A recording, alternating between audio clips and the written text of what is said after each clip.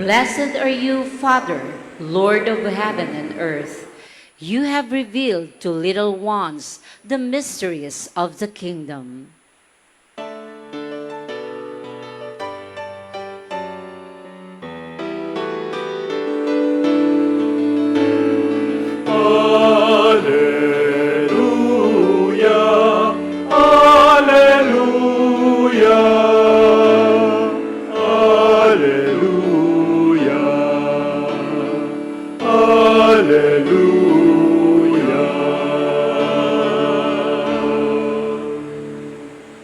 The Lord be with you. And with your spirit. The proclamation of the Holy Gospel according to Matthew. Glory to you, O Lord. At that time, Jesus exclaimed, I give praise to you, Father, Lord of heaven and earth, for although you have hidden these things from the wise and the learned, you have revealed them to the little ones. Yes, Father, such has been your gracious will. All things have been handed over to me by my Father. No one knows the Son except the Father, and no one knows the Father except the Son, and anyone to whom the Son wishes to reveal him. Come to me, all you who labor and are burdened, and I will give you rest. Take my yoke upon you and learn from me, for I am meek and humble of heart, and you will find rest for yourselves, for my yoke is easy and my burden light. My dear brothers and sisters, the Gospel of the Lord. Praise to you, Lord Jesus Christ. Magandang umaga po sa inyong lahat. Good morning to everyone. Kaya pwede bang saglitan ng tingin yung katabi at batiin yung bawat sarili ng good morning? Okay. Maganda yung mag-ngitian naman tayo muna, no? Kasi habang tinitingnan nyo rin yung katabi nyo ngayon, tanungin nyo nga, sabi mo, pagod ka na ba?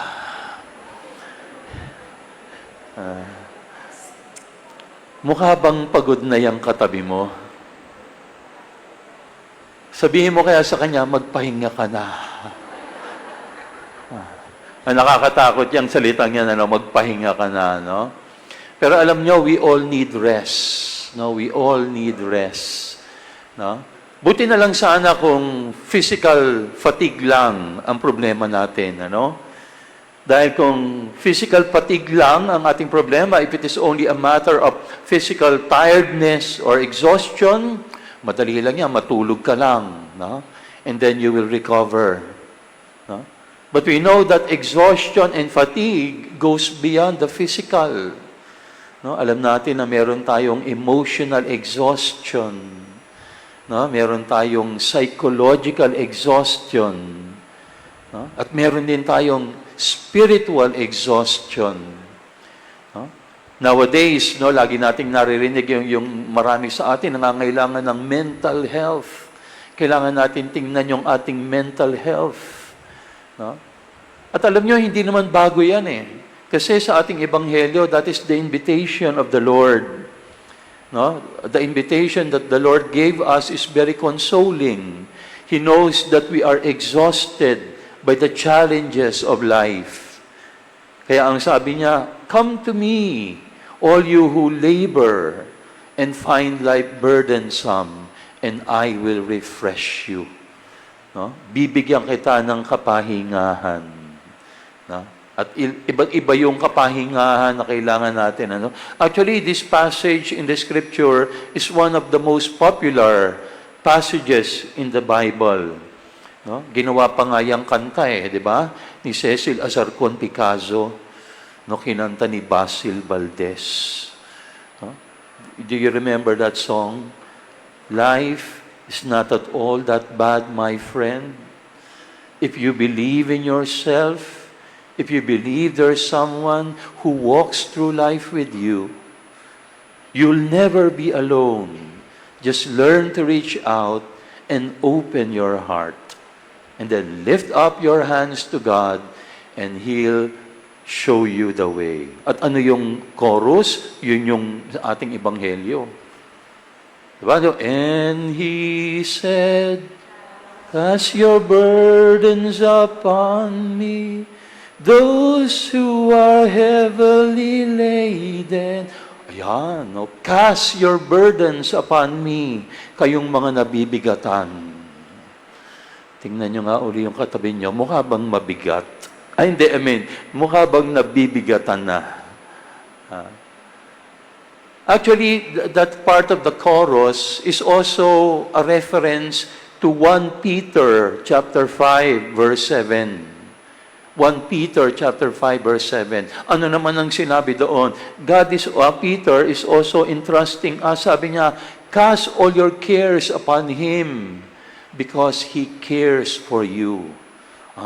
So yung ating palang mga dinadala, sabi niya, cast it upon the Lord. Cast all your cares because He cares for you. And He will give us rest. Pero paano ba nating matatamo itong rest na ipinangako ng ating Panginoon? And by the way, this rest that the gospel is referring to, this is not only the rest of the lazy and the coward, no? Ganun yung mga tamad at mga duwag, wala yung gagawin, nakahilata lang buong mag-araw. That is not the rest that our gospel is referring to. It is not the rest of the lazy and the coward, it is the rest of the brave and the holy. Paano nating matatamo yung rest na iyon? No? Let me propose to you 4 dispositions on how we can have that rest that the gospel is promising us. Unang-una, celebrate the Lord's presence. Celebrate the presence of the Lord. Sinabi rin naman yan ng Panginoon, kaya nga sinabi niya, come to me, all you who find life burdensome. So let us acknowledge that we are in the presence of the Lord. No? And then not only celebrate the presence of the Lord, when you become aware of the presence of the Lord, call on the Lord. Yun yung kapartner niyan Celebrate the presence of the Lord and then call upon Him. Kaya ang sabi ng Panginoon, come to me, all you who find life burdensome. Tumawag tayo sa Kanya. You know, the first Bible story that I remember whenever I speak like this is remember the apostles when they were on the boat. And Jesus was with them. And then all of a sudden, there was a storm in the boat. Natakot yung mga disipulo. Pero anong ginawa nila? Immediately, they called upon the Lord. Sabi nila, Lord, save us. Immediately, their instinct was to call upon the Lord. Tayo, pag may problema tayo, pag tayo ay nabibigatan, sino bang dinatawagan natin? Bro, punta tayo sa bar, inuman tayo. Lunurin natin yung ating problema dun sa bar. Baka ang unang-unang tinatawagan natin yung mga kainuman natin. O yung ating mga kabisyo. O kaya yung ating mga kamadyungan, magmadyug na lang muna tayo para malimutan natin yung ating mga problema. Sino kaya ang ating tinatawagan at saan tayo nagpupunta? Mahalaga yun Because the gospel is encouraging us, call upon the Lord. And when you call upon the Lord, celebrate His presence and know that He will accompany you. Kaya nga sinabi din ni Jesus sa Ebanghelyo, take my yoke upon your shoulders and learn from me. Ano ba yung yoke? Sa Tagalog, ang tawag natin diyan pamatok. Yung mga nagsasaka dito, alam niyo yan Yan yung wooden beam that we put sa batok ng mga animals. Kaya nga ang tawag diyan pamatok kasi inilalagay sa batok ng mga hayop at hinihila nila para mabungkal ang lupa. Pero ano mo, here in the Philippines, usually isa lang yung pamatok kasi isa lang yung animal. Pero usually, dalawa yan Because they put it on 2 animals. And it is always 2 animals that carry the yoke and they will cultivate the land. Yun ang sabi ni Jesus, take my yoke upon your shoulders and learn from me. Hindi sinasabi ni Jesus na, ikaw lang ang magbuhat. Ang sabi niya, bubuhatin natin ng magkasama. Yun ang assurance. The Lord is assuring us, we will be together. And we will carry the yoke together. Ano? So, call upon the Lord and celebrate His presence. At mahalaga yun. Alam nyo, in the book of Gideon, in the book of Judges, Gideon was called by the Lord to battle the Midianites. Yung Midianites, ang dami noon, 100,000 yung mga soldiers nila. And then, Gideon gathered men. Nakagather siya ng 10,000. Ang sabi ng Diyos sa kanya, you are too many. So, binawasan niya. Naging 1,000. Sabi pa rin ng Lord sa kanya, you are too many. So, sabi ni Gideon, marami yung kalaban namin. Why are we too many? Bawasan mo. Hanggang nakaipon siya ng 300 lang. No? Yan yung legend nung the 300. No? Alam niyo yung 300, no?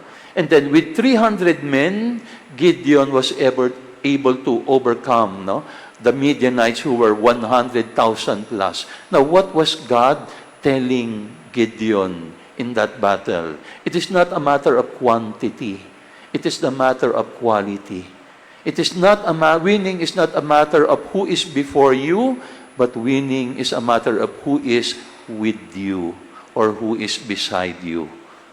At ang sinasabi ng Diyos sa atin, you and me, we are already a majority. Yun naman ang mahalaga. If God is with you, you are already a majority. Huh? So, sabihin nyo yan sa sarili nyo. When you feel tired, when you feel alone, when you feel isolated, call on the Lord, celebrate His presence, and tell yourself, Lord, you and me, we are already a majority. Okay? So, yun yung una. Pangalawa, acknowledge your strength. No? Acknowledge your strength. Anong ibig sabihin ng acknowledge your strength? No? Kilalanin mo rin naman yung iyong lakas. Kilalanin mo rin. Ano? Now again, going back to the image of Jesus with the apostles, nung binabagyo sila doon sa boat, anong ginagawa ni Jesus? Natutulog actually. Jesus was actually asleep. Now, why was He asleep? Now, of course, siguro, may tiwala si Jesus sa kanyang sariling kakayahan. Diyos siya eh. Pero pwede kayang Jesus was asleep because He also wanted the apostles to trust in their own power and ability.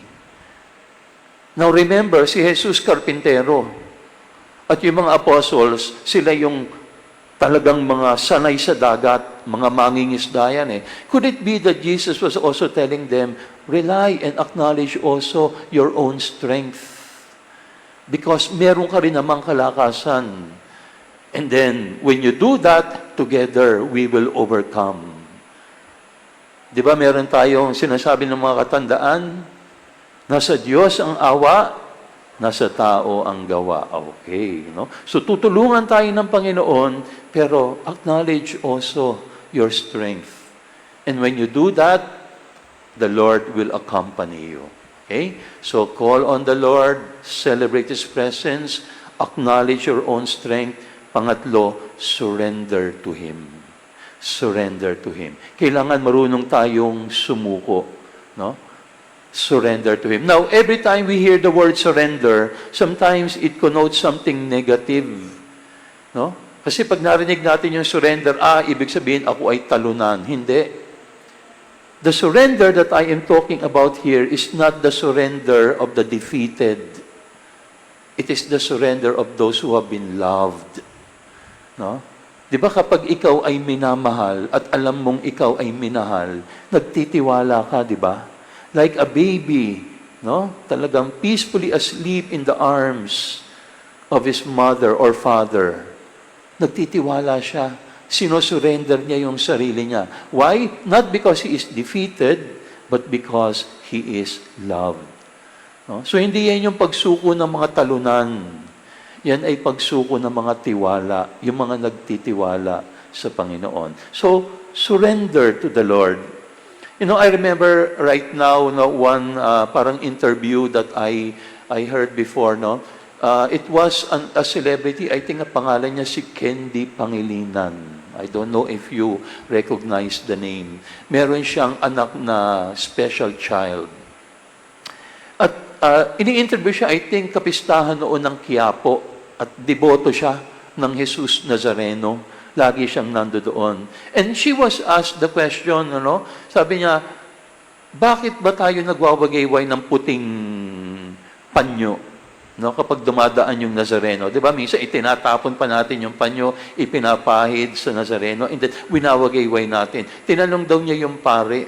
Sabi ng pare, syempre ina-acknowledge natin, no, yung lakas ng ating poong Nazareno. Pero ang ganda ng sagot niya, sabi niya, alam mo, Father, pag ako winawagayway ko yon, for me it is an act of surrender. Isinusuko niya yung kanyang buhay at yung kanyang pinagdaraanan. Now again, itong pagsukong ito, hindi ito yung suko ng mga talunan, pero ito yung suko ng mga nagtitiwala. So ganun din ang ating gawin. We surrender our lives to the Lord, not because we are defeated, but because we know and we are confident that we are loved. So we surrender ourselves to the Lord. And then lastly, time out. No? Take time out. At ang ibig sabihin dito sa time out, mag-recharge ka. Dahil baka masyado na tayong ang daming ginagawa. So tumigil ka ng sandali, take time out, and then recharge. Alam niyo, tayo ngayon, whenever yung mga tao ngayon, pag lumalabas ng kanilang bahay, ano yung laging dala-dala nila? Hindi nawawala sa kanilang mga gamit. Water, dahil mainit ngayon, oo, pwede. Ano pa? Charger. No? Laging may mga charger. Iba nga, pag naglalakad talaga, makikita mo, ang laki ng battery bank eh. Now, bakit laging may charger lagi? Ayaw nating malolobat. No? Yan ang ayaw nating mangyari. Kaya gusto natin lagi tayo may battery pack, battery bank, because we always want to recharge. Now, if that is important for our gadgets, all the more is that important for our lives. In our second reading today, no, from the letter of Paul to the Corinthians, anong sabi niya dito? No? Do not live only according to the flesh. Sabi niya, live according to the Spirit. Huwag nating ingatan daw yung ating katawan lamang. Ang ingatan din natin ay yung ating kaluluwa. At yun ang ibig kong sabihin ng recharge. No? Hindi lang physical recharge. Alam niyo, every time I go here pag Sunday, lagi ko nadadaanan dyan sa Ayala, no? Daming nagja-jogging, ano?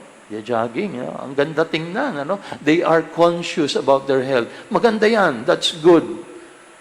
Pero sana, ano, kung gaano tayo ka-conscious about taking care of our physical body, sana ganun din tayo ka-conscious about taking care of our spiritual health. Because we are not only living according to the flesh, ang sabi ni Paul, we are also living according to the Spirit. And when we do that, we need to recharge. Thank you. You are here. Why are you here? Nagre-recharge kayo. No? You are plugging yourselves in to our Lord. Dahil humihingi tayo ng spiritual power and spiritual strength para harapin natin yung mga paghamon ng buhay. At mahalaga yon. So do it by regular prayer, attending the Eucharist. Some people, they spend time in the adoration chapel. I have a friend, ang ganda ng description niya about adoration. Ang sabi niya, Father, when I am in the adoration chapel, para akong nag-i-spa. Sabi ko, anong ibig sabihin ng spa? Sabi niya, spiritual pampering in adoration. Nakapag-spa na ba kayo? No? Wag lang yung puro pampapaganda ng kutis o pampamasahe ng katawan, ano? But spiritual pampering in adoration. Okay? So, my dear friends, today, Jesus invites us, come to me and I will give you rest. No? How will we get that rest? Remember my 4 suggestions. No? If you don't remember anymore, those 4, just remember the word cast. Total, yun naman ang sabi ni Peter, di ba? Cast all your cares upon Him because He cares for you. So what is it? Celebrate the Lord's presence and call upon Him. Acknowledge your strength, surrender to Him, and take time out and recharge.